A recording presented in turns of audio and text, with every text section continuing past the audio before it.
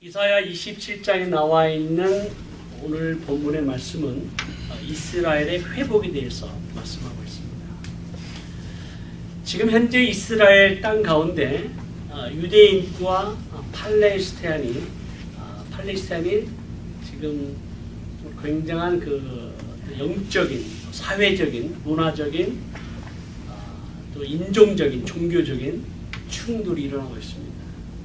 지금 우리가 계속해서 뉴스를 듣고 있으면서 팔레스타인 사람들이 페이스북에도 인터넷에도 계속해서 호소하면서 특별히 이맘들을 중심으로 팔레스타인 사람들 향해서 호소하면서 유대인을 만나거든 총으로 쏴 죽이든지 아니면 칼로 그들을 찔러 죽이든지 그런 어떤 선동적인 발언하면서 그 선동에 입금을 받는 팔레스타인 젊은 청년들이 또 일반 사람들이 무차별적으로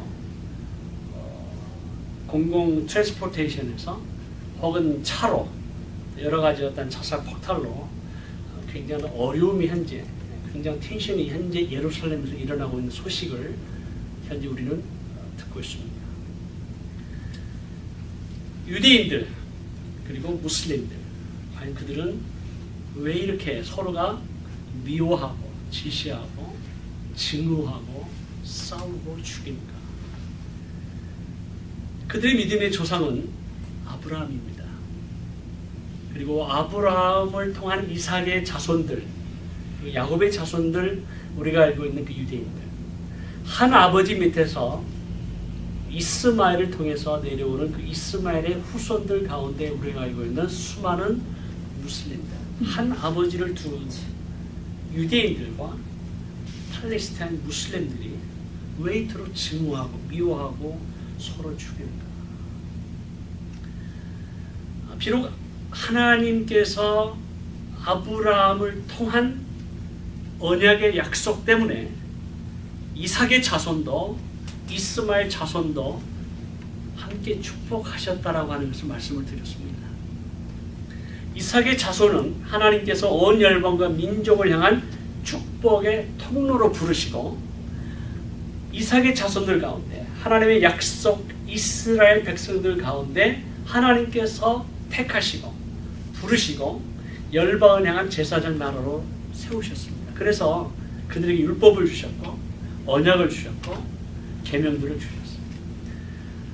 그러나 한 아버지 밑에서 나온 이스마엘 자손들 우리가 알고 있는 그 무슬림들은 하나님께서 약속하셨기 때문에 그들 또한 하나님의 은혜와 축복을 받아야 될 하나님의 백성들이다라고 하는 것을 성경에서 얘기하고 있습니다. 그럼에도 불구하고 하나님의 같은 백성들이지만 악한 영의 꾀임에 빠져서 미혹의 영이 거짓의 영에 빠져서 서로가 미워하고 질시하고 분노하고 죽이는 이 상태를 바라보면서 과연 먼저 우리는 이스라엘을 향한 하나님의 약속은 과연 무엇인가를 이사야 27장을 통해서 한번 공부하려고 합니다.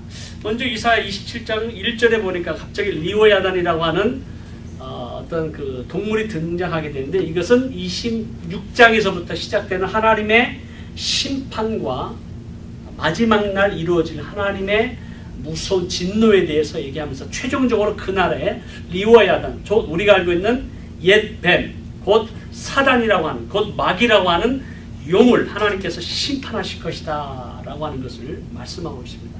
그래서 27장 1절은 26장에서부터 계속 진행되어지는 말씀의 결론입니다. 그것이 언제 이루어지겠는가? 그날에. 그것이 요한계시록 12장 7절에서 9절에 나와 있는 말씀인데요. 그 하늘의 전쟁이 있게 되죠. 그 전쟁 가운데 그 미가엘과 그의 사자들이 용과 더불어 싸웁니다. 곧 마귀 사단과 그에 따르는 옛뱀 마귀들 온 천하를 꾀하는 그가 땅으로 내어쫓겨서 그 용과 곧 마귀와 사단을 쫓는 그의 사자들도 더불어서 전쟁이 일어날 것이다 라고 하는 것을 얘기하고 있죠. 그 전쟁 가운데 그 날에 결국은 여호와 하나님께서 리오야단 사단을 죽이실 것이다. 할렐루야입니다. 할렐루야. 약속의 말씀을 하시고 그리고 이제 그 날에 어떤 일이 벌어질 것인가에 대해서 말씀하고 있는데 이 그날에 대해서는 예수 그리스도의 제자도 너무나도 많은 관심이 있었어요. 예수님께서 부활하시고 난 다음에 제자들이 물어보는 질문의 내용을 보면 그들의 최대 관심사는 뭐였습니까? 이스라엘을 회복하시니 이때입니까? 그들의 최대 관심은 이스라엘이 지금 회복되겠습니까? 라는 질문이었어요. 요즘 신학계에서 여러 교회에서 영적 이스라엘이라고 하는 것에 대한 데피니션에 대해서 많은 이슈가 있고요. 또 그리고 과연 교회가 영적 이스라엘이냐, 이스라엘을 지금 시대에 어떻게 해석을 할 것이냐, 이스라엘 국가로 볼 것이냐, 민족으로 볼 것이냐, 아니면 이스라엘에 이루어진 하나님의 모든 언약의 말씀 이미 신약 시대 이전에 이미 예수님 오시면 다 끝났기 때문에 우리는 이제 이 영적 이스라엘 백성으로 지금 이스라엘 회복은 있을 수 없다. 근데 그런 어떤 그 신학적 논쟁이 많이 일어나고 있기 때문에 제가 얘기하고 있는 것은 그냥 성경 말씀을 그대로 풀어서 얘기할 테니까 여러분들이 다른 생각을, 의견을, 견해를 가질 수 있을 수 있습니다. 그러니까 여러분 오해하지 마시고 성경 있는데 그대로를 먼저 풀이를 쭉 하도록 하겠습니다. 첫째 질문은 이것입니다. 우리는 영적 이스라엘인가? 여러분 어떻게 생각하세요? 교회가 영적 이스라엘 백성이다라고 보는 견해는 구약 시대의 이스라엘 백성을 향한 하나님의 약속이 이스라엘 백성의 불순종으로 말미암아 AD 70년 예루살렘이 함락됨으로 말미암아 역사적으로 그들을 향한 이스라엘 백성을 향한 하나님의 약속과 언약은 끝났다. 그리고 예수 그리스도를 믿음으로 말미암아 이제 하나님의 자녀된 새로운 백성으로 이루어진 교회가 영적 이스라엘 백성들이다 라고 주장하는 신학적 견해가 있습니다. 이거에 대한 말씀의 근거는 로마서 2장 28절 29절에 보면 표면적 유대인이 유대인이 아니요 또 육신의 할례가 아니라 오직 이면적 유대인이 유대인이고 할례는 마음에 할 것입니다 라고 하는 그 말씀. 그리고 이스라엘에게서 난 그들이 다 이스라엘 백성이 아니라 아브라함의 씨가 다 그의 자녀가 아니라 오직 이삭으로부터 난 자라야 내 씨라 불림을 받게 될 것이다. 육신의 자녀가 하나님의 자녀가 아니라 오직 약속의 자녀가 씨로 여기심을 받느니라. 또 고린도전서 12장 13절에 보면 유대인이나 헬라인이나 종이나 자유자나 다 한 성령으로 세례를 받아 한 몸이 되었고 다 한 성령을 마시게 하였느니라. 유대인이나 헬라인이나 종이나 자유자나 남자나 여자 없이 다 그리스도 예수 안에서 하나다. 갈라디아서 3장 18절. 갈라디 6장 15절 16절 보면 할례나 무할례가 아무것도 아니로되 오직 새로 지으심을 받은 것만이 중요하니라. 무릇 이 규례를 행하는 자에게와 하나님의 이스라엘에게 평강과 긍휼이 있을지어다. 그래서 아브라함을 믿음으로 말미암아 예수 그리스도를 믿는 이 믿음 때문에 유대인과 이방인의 구별이 없어지고 모든 이에게 부어주시는 그 하나님의 은혜와 축복과 특권. 그래서 우리가 고백하는 바 베드로전서 2장 9절에 너희는 택하신 족속이요 왕같은 제사장이요 거룩한 나라요 그의 소유된 백성이다 라고 성경 말씀에 근거해서 교회가 영적 이스라엘 백성이다 라고 보는 견해가 있습니다. 어떻게 생각하십니까? 맞습니까? 예, 맞아요. 이렇게 보는 견해가 결국 틀린 견해는 아닙니다. 두 번째 견해는 뭐냐면 이스라엘은 이스라엘이고 하나님의 백성으로 우리가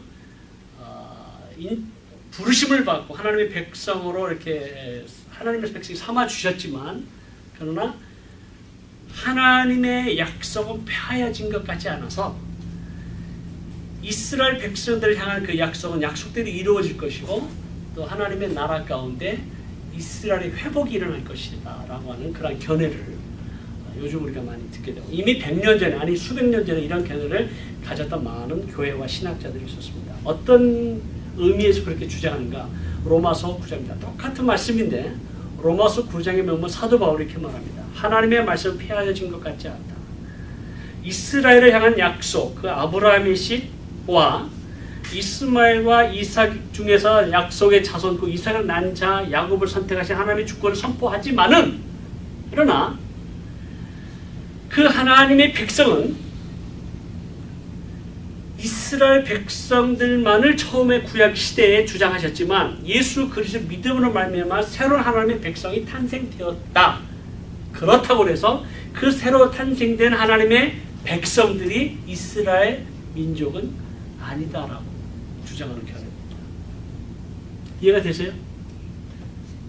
어떤 의미냐면 하나님의 백성에는 구약에서 이스라엘 백성들이었어요.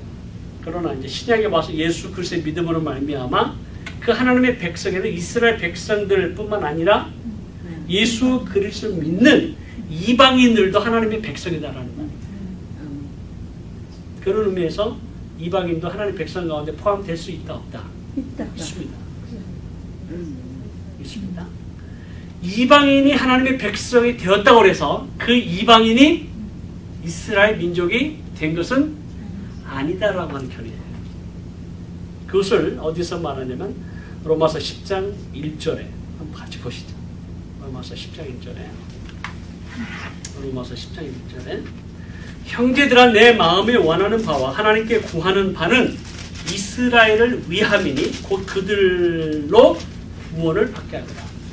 하나님께서 이 사도 바울을 통해서 우리에게 말씀하시는 것은 오직 예수 그리스도를 믿음으로 말미암아 구원을 얻는 것에 대한 보편적 하나님의 구원의 역사에 대해서 이방인들이나 유대인이나 할 것 없이 자유자나 종이나 할 것 없이 하나님의 은혜는 예수 그리스도를 믿음으로 말미암아 임하여지고 복을 받게 되고 하나님의 백성으로 삼게 된다라고 진리를, 놀라운 새로운 진리죠. 그 진리를 선포하면서 그렇다고 해서 내가 이스라엘 백성들을 향한 하나님의 말씀은 폐하여진 것 같지 않다. 그것이 11장 1절에 나옵니다.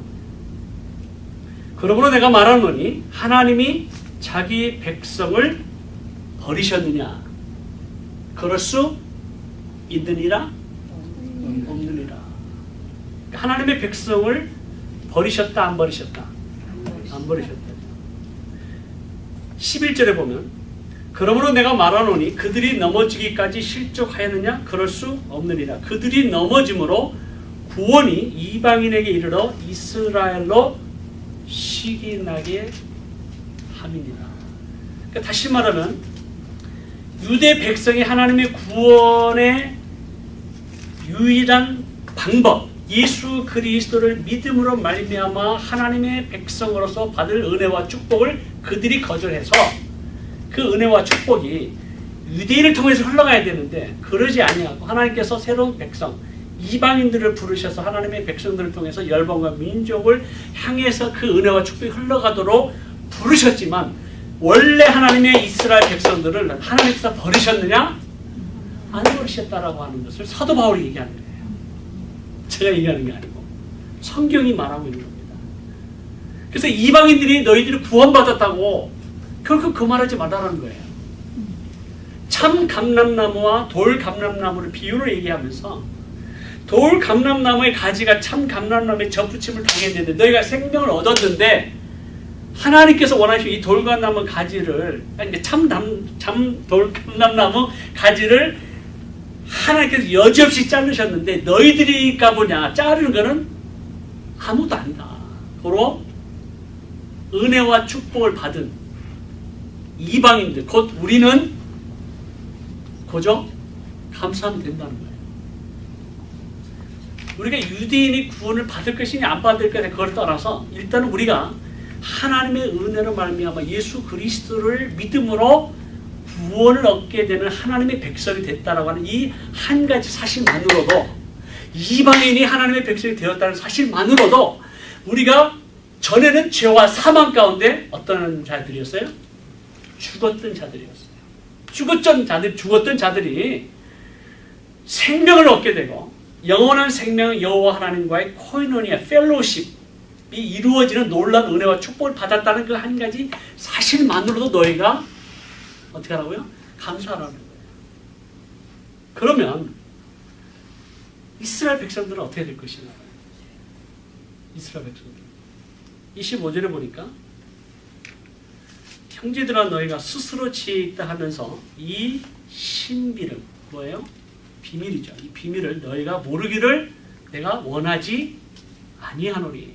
그러니까 사도 바울은 뭐예요? 이 로마서를 쓰면서 이미 이거는 로마서는 이미 예수 그리스도 오신 이후 그리고 이제 그 부활하신 이후에 계속해서 이제 사도 바울이 장차 어떠한 일이 벌어질 거에 대해서 예언의 말씀을 하시면서 이러한 비밀을 너희가 모르는 것을 원하지 않는다. 다시 말하면 이러한 것을 알기를 원한다는 거예요.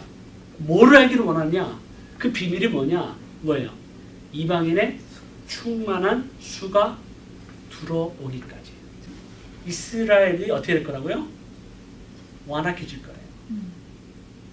그러니까 완악해진다는 말은 어떤 의미죠?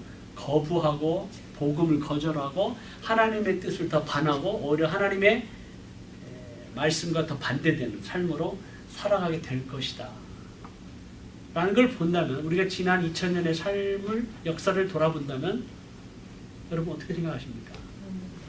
맞는 말씀이죠. 그래서 이제 1949년에 이스라엘이 이제 회복이 되면서 하나님의 말씀이 이루어져 가는 것을 바라보면서 점점 더 주님 오실 날이 가까웠다라고 하는 것을 우리가 그렇게 봅니다. 첫 번째 견해는 이스라엘 이 회복의 역사, 국가의 건설을 어떤 정치적인, 사회적인 어떤 그런 역사적인 사건을 꼭 이스라엘 회복으로 봐야 되느냐라고 제가 주장하는 건데, 그것은 뭐 견해에 따라서 어떻게 보든지 상관이 없어요. 그러나 분명한 것은 이사야 27장에 보니까 이 포도원에 대한 회복에 대한 말씀이 있더라는 거예요. 여기서 포도원이라고 하는 말은 이스라엘 상징합니다. 2절에서 6절까지 보면 여호와 하나님께서 이 포도원을 어떻게 하신다고요? 보호하신다는 거예요. 포도원 지기가 누구시기 때문에 여호와 하나님 지. 그러니까 포도원이라는 말을 계속해서 하나님께서는 이스라엘 백성들만을 얘기하십니다. 성경에 보면 이스라엘 백성들을 국한해서 이스라엘 백성들을 상징적으로 말씀하실 때 포도원 지기가 여호와 하나님이라면 이 포도원 지기는 다시 말하면 포도원의 주인은 누구세요? 하나님이십니다. 그러면은 이스라엘 백성들의 주인은 누구세요? 하나님이세요. 그러면 주인이 그의 백성을 어떻게 하신다? 보호하시고 지키시고 그를 향한 약속을 반드시 이루시겠다라는 하나님의 언약과 약속이 이 이사야 27장에 기록이 되어 있습니다. 그리고 이스라엘을 대적하는 자를 상대로 싸우시겠다는 거예요. 그것이 지금 여러분들이 읽고 있는 이사야 27장에 나와 있는 말씀입니다. 좀 어려운 단어로 지금 계속 표현했는데 7장 8절에 보면 그 백성을 치셨던들 그 백성을 친 자들을 치심과 같았겠으며 백성이 죽임을 당하였던들 백성을 죽인 자가 죽임을 당함과 같았겠느냐. 그 말은 뭐냐면 하나님께서 이스라엘 민족의 완악함과 불순종하는 그것을 바라보면서 하나님께서 다른 이방인들을 들어서 이스라엘 민족을 징계하시고 심판하셨는데 하물며 그 이방인들이야 가만 놔두겠느냐 그 말씀이에요. 하나님의 백성도 이방인을 들어서 징계하시고 심판하시고 부서뜨리시고 망하게 하셨는데 이 이방인들을 가만두겠느냐? 아니라는 거예요. 이방인들 하나님께서 심판하시고 징계하시고 라는 말씀을 우리가 이미 이사야서를 쭉 공부했어요. 그러겠느냐? 근데 하나님께서 이스라엘을 대적하는 자와는 반드시 싸우시겠다. 그러니까 결론은 뭐예요? 보호자 되신 이스라엘의 보호자가 되신 여호와 하나님의 약속에 대해서 말씀하고 있어요. 8절부터 11절까지는 뭐냐면 그렇다고 해서 이스라엘 백성을 보호하신다고 해서 너희가 쉽게 말하면 하나님 빽만 믿고 하나님 약속과 언약만 의지하고 죄를 지어도 괜찮겠느냐? No. 끝까지 불순종하고 끝까지 죄를 범하면 그 징계와 심판은 무서울 만한 거예요. 8절과 11절을 보면 하나님의 징계를 징계하시다 어떻게 하면 완전히 쫓아내시고 옮기셔버린대요. 그 땅에서 백성을 옮기시고 그리고 그들이 사는 모든 지역을 황폐하게 만들고 그 땅이 완전히 버림을 받을 만큼 하나님의 심판은 무섭다라는 거예요. 그 말씀이 이루어졌어요. 그래서 11절과 13절에는 하나님께서 징계하시고 쫓아내시고 옮기시고 황폐하고 버림을 받았지만 그러나 그 하나님은 어떤 하나님이기 때문에 신실하신 하나님이기 때문에 그 하나님이 의로우신 하나님께서 그의 약속을 지키신 하나님께서 그의 언약 때문에 결국은 이스라엘도 심판을 받게 되고 징계를 받게 되고 버림을 받게 되고 쫓김을 당하게 되고 황폐하게 되지만 그 이스라엘 백성도 하나님께서 자기 백성이시기 때문에 어떻게 모으십니다. 그것이 11절에서 13절까지의 말씀입니다. 어디서부터 모으시느냐? 전 세계에서부터. 언제? 그날에 언제? 마지막 날에. 그러니까 우리가 믿는 것은 우리가 영적 이스라엘 백성이 아니냐 그걸 떠나서 하나님께서 이스라엘에 향한 그 언약의 말씀이 이루어진다면 이 유대인들도 이스라엘 백성들도 구원받아야 될 하나님의 백성인 줄로 믿습니다. 그렇다면 그들의 구원을 위해서 우리가 기도해야 되죠. 우리가 열방과 민족을 위해서 기도한다면 지금 오늘날 팔레스타인과 유대인들이 지금 피비린 나는 그러한 전쟁의 소용돌이로 들어가는 그러한 것을 바라보면서 특별히 유대인들이 계속해서 메시아를 거부하고 있는 예수 그리스도를 거부하고 있는 그럼에도 불구하고 하나님의 놀라운 은혜와 축복으로 그 유대인들 가운데 예수 그리스도를 믿는 메시아닉 주들이 생겨나고 부흥이 일어나는 걸 바라보면서 그 유대인의 회복을 위해서 기도하는 것은 잃어버린 영혼을 향한 구원을 위해서 기도해야 되는 우리의 마땅한 사명이라고 믿습니다. 그들도 구원받아야 돼요. 이스라엘 회복의 어떤 신학적인 이슈를 떠나서 이스라엘 구원을 위해서 우리가 기도해야죠. 아멘이십니까? 아멘. 이것이 우리의 바른 자세라는 거예요. 왜냐면 하나님께서 약속하셨거든요. 이스라엘 백성들 결국은 예루살렘 성전에 돌아와 어떻게 하리라? 예배하리라. 예배할 것이다.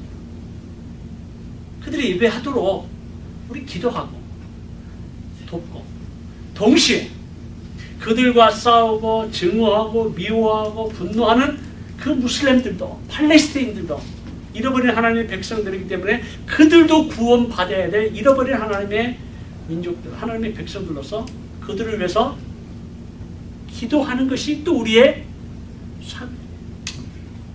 아멘이십니까? 아멘.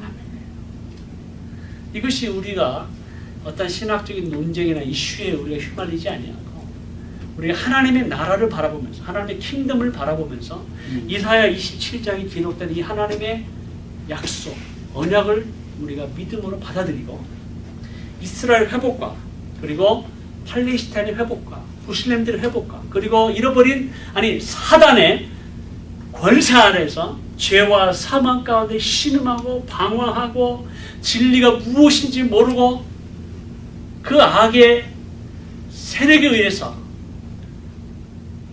생명을 생명으로 인간으로 존중하지 아니하고 무차별적으로 생명을 죽이는 그러한 악의 세력부터 그들을 구원해달라. 기도해야 되는 사명이 우리에게 있는 줄로 믿습니다. 말씀을 적용합니다. 하나님께서 이스라엘 백성을 택하시고 그들을 향한 구원의 약속을 이루시는 하나님은 예수 그리스도를 믿음으로 하나님의 자녀가 된 하나님의 백성 곧 저와 여러분 우리들을 끝까지 보호하시고 지켜주시고 책임져 주실 것입니다. 믿으십니까? 이게 하나님의 약속이에요. 이스라엘만을 향한 하나님의 약속은 예수 그리스도를 통해서 예수 그리스도 믿는 모든 이들에게 임하여지고 이것은 나에게만 임하는 것이라 우리 가족, 우리 자녀들에게까지도 이루어질 줄로 믿습니다. 특별히 우리 자녀들을 향한 기도 제목이 있잖아요. 하나님께서 이미 우리에게 믿음을 주셨다면 그리고 우리에게 신실한 하나님의 약속을 끝까지 신뢰하기만 한다면 하나님의 보호하시는 것 하나님께서 우리를 향하신 그 신실하심은 반드시 우리의 기도를 통해서 자녀들을 회복시켜 주시고 하나님의 나라의 백성으로 인도해 주실 것을 믿습니다. 지금 잠시 우리의 자녀들이 세상으로 나갔다고 해서 염려하지 마세요. 잠시 우리의 자녀들이 세상의 것들을 사랑한다고 해서 방어한다고 해서 염려하지 마세요. 하나님의 약속은 신실하시기 때문에 그와 그의 백성들을 반드시 지키시고 보호해 주십니다. 이 확신이 있고 이것을 선포하며 나아가면 하나님께서 우리의 믿음을 보시고 이루어 주실 줄로 믿습니다.